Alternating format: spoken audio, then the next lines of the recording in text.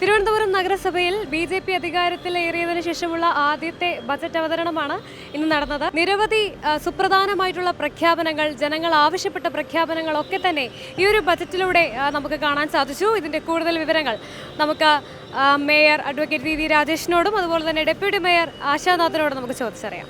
ഞങ്ങൾ കോർപ്പറേഷനിൽ ചുമതലയിലേറ്റതിന് ശേഷം ഞങ്ങളുടെ അടുത്ത് ഇന്നലെ വരെ വന്ന ആൾക്കാരിൽ ഏറ്റവും കൂടുതൽ സാധാരണക്കാരായ ആൾക്കാർ ആവശ്യപ്പെട്ട കാര്യങ്ങളാണ് ചെയ്തിരിക്കുന്നത്. ഒന്ന്, എന്നെ കാണാൻ വേണ്ടി ഇവിടെ എൻ്റെ റൂമിൽ വരുന്ന നല്ലൊരു ശതമാനം ആൾക്കാരും സ്വന്തമായിട്ട് വീടില്ലാത്തവരാണ്.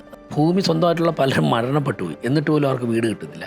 അപ്പോൾ ഇങ്ങനെയുള്ളവരുടെ കണ്ണീര് കണ്ടുകൊണ്ട് ഒരു ഭരണസമിതിക്ക് മുന്നോട്ട് പോകാൻ സാധിക്കില്ല. അപ്പോൾ 2000 പേർക്കാണ് എല്ലാ രേഖകളും തയ്യാറായി സ്ഥലവും ഉള്ളത്. അവർക്ക് രണ്ടുപേർക്കും വീട് കൊടുക്കാനുള്ള ഉത്തരവാദിത്വം കോർപ്പറേഷൻ ഏറ്റെടുക്കാൻ, തിരുവനന്തപുരം കോർപ്പറേഷൻ ചരിത്രത്തിൽ ആദ്യമായിട്ടാണ് കോർപ്പറേഷൻ സ്വന്തമായിട്ട് ഒരു ഭവന പദ്ധതി നടപ്പിലാക്കാൻ വേണ്ടി ഇറങ്ങിത്തിരിക്കുന്നത്. തീർച്ചയായിട്ടും ഞങ്ങൾക്ക് നല്ല ആത്മവിശ്വാസമുണ്ട്. ഇത് മറ്റൊന്ന്, 50% വിലക്കുറവിൽ മരുന്ന് കിട്ടുന്ന തരത്തിലുള്ള മെഡിക്കൽ സ്റ്റോറുകൾ 101 വാർഡിലും പ്രതിപക്ഷ ഭരണപക്ഷ കൗൺസിലർമാരൊക്കെ ഉള്ള വാർഡുകളിലൊക്കെ സ്ഥാപിക്കുന്നു.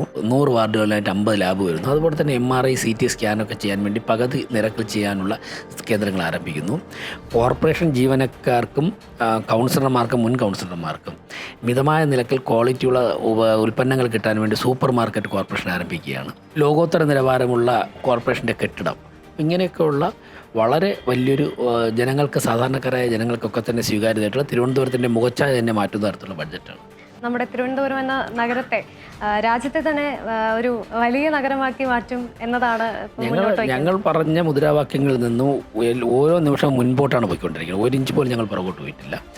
തിരുവനന്തപുരം 2030 ആകുമ്പോഴേക്കും ഇന്ത്യയിലെ ഏറ്റവും മികച്ച നഗരമായി മാറും. വൻ സ്വീകാര്യതയോടുകൂടി തന്നെ ജനങ്ങൾ ബഡ്ജറ്റ് ഏറ്റെടുക്കുമെന്നാണ് മേയറുടെ വാക്കുകളിൽ നിന്ന് നമുക്ക് മനസ്സിലാക്കുന്നത്. വരും വർഷങ്ങളിൽ തിരുവനന്തപുരത്തെ രാജ്യത്തെ ഏറ്റവും വലിയ നഗരമാക്കി മാറ്റും എന്ന് തന്നെ നമുക്ക് കരുതാം. കൂടുതൽ വിശേഷങ്ങളൊക്കെ തന്നെ ട്രിവിയൻ അപ്ഡേറ്റ്സിലൂടെ നിങ്ങളിലേക്ക് എത്തും.